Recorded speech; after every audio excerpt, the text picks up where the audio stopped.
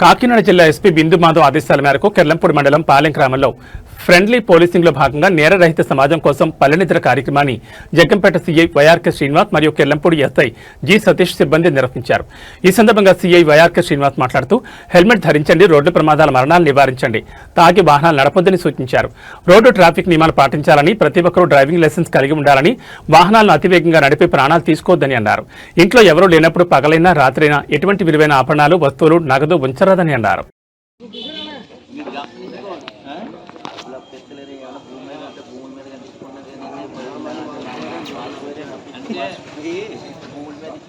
చీటీలు ఉంటాయండి. చీటీల విషయంలో ఒకటి ఎప్పుడు వేస్తారండి, బాగానే ఉందండి, ఇన్ని సంవత్సరాలు చెప్తున్నారండి అంటారు. కానీ 5 సంవత్సరాలు చేసి ఎక్కువ డబ్బులు ఎక్కువ సంవత్సరాలు చేసి లాస్ట్ చీటీలన్నీ ఇచ్చేస్తారు తప్ప లక్షలాది రూపాయలు, కోట్లాది రూపాయలు చీటీలు ఇచ్చేస్తారు తప్ప ఎప్పుడు కూడా సక్సెస్ అవుతుంది. గుర్తించుకోండి. ప్రైవేట్ చీటీలు కూడా ఎలా కనిపిస్తారా? ఇప్పుడు జయలక్ష్మి బ్యాంక్ ఉంది, 800 కోట్లు అలా తిరుగుతుంది. చేత మనం ₹1 ఎక్కువ వాళ్ళకి ఇచ్చినప్పుడు పొద్దున్న ఫ్రూట్స్లో కొన్ని తెల్లాగా ఉంది, మళ్ళీ వచ్చి ఒక 500, 1000 సంపాదించాలి. మిస్సింగ్ చేసి ఈ సెల్ ఫోన్ వచ్చిన తర్వాత 14 సంవత్సరాలు, 15 సంవత్సరాలు, 6 నెలలు కూడా మిస్ అయిపోతాం. ప్రతి ఆలోచనలు చదివించండి. కానీ ఈ జాబ్ చేయాలి, రాజ్యాలు తప్ప వాళ్ళకి వచ్చినట్టే గెలవటం, సెల్ ఫోన్తో షాపింగ్ చేసుకోవడం, ఏం చేస్తున్నారో పట్టించుకోవట్లేదు. అది గమనించుకోవడం. వాళ్ళు ఏం చేస్తున్నారో, వాళ్ళతో మాట్లాడుతున్నారో లేదు, వాళ్ళు స్కూల్కి వెళ్తున్నారో లేదు, ఇవన్నీ మనం అబ్జర్వ్ చేసుకోకపోతే ఎప్పుడో సంవత్సరానికి ఒక కేసులైన ఎగ్జామ్ కూడా సెల్ ఫోన్లో లేదంటూ లేదు. పేపర్ అనాలిసిస్లు, ఇంగ్లీష్ లాంగ్వేజ్ ఏది నేర్చుకోవాలన్నా అందులో ఉంది.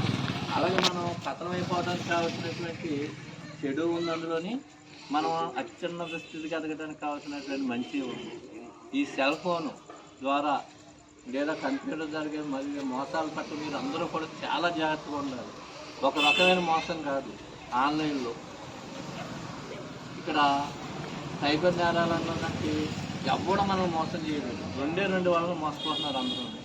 ఒకటి అత్యాస, రెండోది నిర్లక్ష్యం.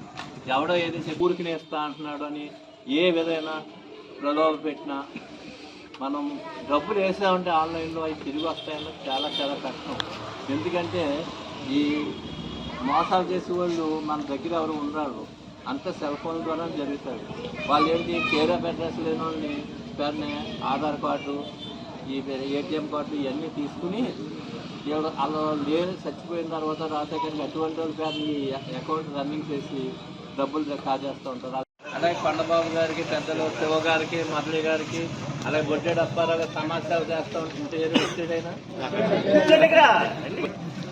ప్రతి చిన్న సమస్య తన సమస్య కింద అతని స్థాయిలో అతనికి ఉన్న దాంట్లోనే చేస్తూ ఉంటాడు. మొన్న దుప్పని కూడా పంచిపెట్టాడు. అలా అందరికీ కూడా నా నమస్కారం. కొన్ని విషయాలు మీతో తెలియజేయాలని చెప్పి రావటం జరిగింది. ముఖ్యంగా ఏంటంటే మన ఏరియాలో రోడ్డు ప్రమాదాలు చాలా ఎక్కువగా జరుగుతుంది. మన రోడ్లన్నీ బాగున్నాయి కానీ అన్నీ వంపులు, పాము మెలిగి ఉంటాయి. ఆ పక్క నుంచి ఎవడొస్తున్నాడో తెలియదు. కానీ మనమేమో చాలా ఫాస్ట్ వెళ్ళిపోతున్నాం. కుర్రోళ్ళు అనేక రోడ్డు ప్రమాదాలు జరుగుతున్నాయి. ఎక్కడ హెల్మెట్ ఎంత చెప్పినా ఒక ఫైన్ వేస్తే గవర్నమెంట్కి ఏదో ఖర్చు కాదు.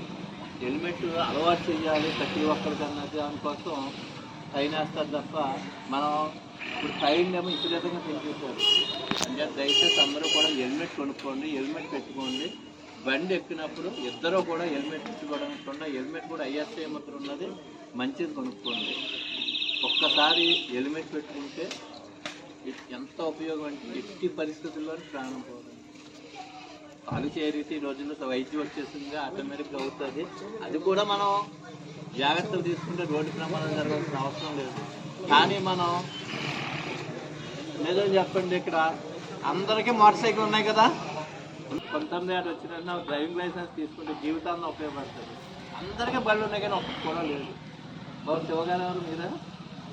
శివగారు, మురళి గారు, కొండబాబు గారు కలిసి ఒకసారి వీళ్ళందరినీ తీసుకెళ్ళి ఒకే రోజు రాస్తే బ్రేక్ ఇన్స్పెక్షన్ తప్పించి డ్రైవింగ్ లైసెన్స్ పెట్టిందండి. ముఖ్యంగా ఇప్పుడు అటువంటి తాతయ్యలకి అక్కలేదు, కానీ అట్లీస్ట్ 40-50 సంవత్సరాలు ఉన్న వాళ్ళు అందరికీ పెట్టించండి. మీ పేరు చెప్పుకుంటారు 10-30 సంవత్సరాలు. ఇప్పుడు ఏదో నెహ్రూ గారు ఫోన్ చేస్తారు, నవీన్ గారు ఫోన్ చేస్తారు, రాకపోతే ఇంకా ఇంకో నాయకుడు ఫోన్ చేస్తారు, ఏదో విధంగా తప్పించుకున్నారని.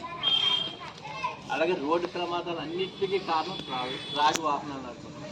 త్రాగి వాహనాలు నడపడం డ్రంక్ అండ్ డ్రైవ్కి 10,000 రూపాయలు ఫైన్ లేదా 5 రోజులు జైలు శిక్ష. కానీ త్రాగే నడుపుతున్నారు. అదే బాబు ఇంటికి వచ్చిన తర్వాత తాగొచ్చు, కానీ మీరు ఈ తాగుడు అనేది తాగి వాహనాలు నడిస్తే తక్కువ ఫైన్ అయితే మీద మీ బిజినెస్ కూడా 10,000 ఇవ్వాల్సిందే.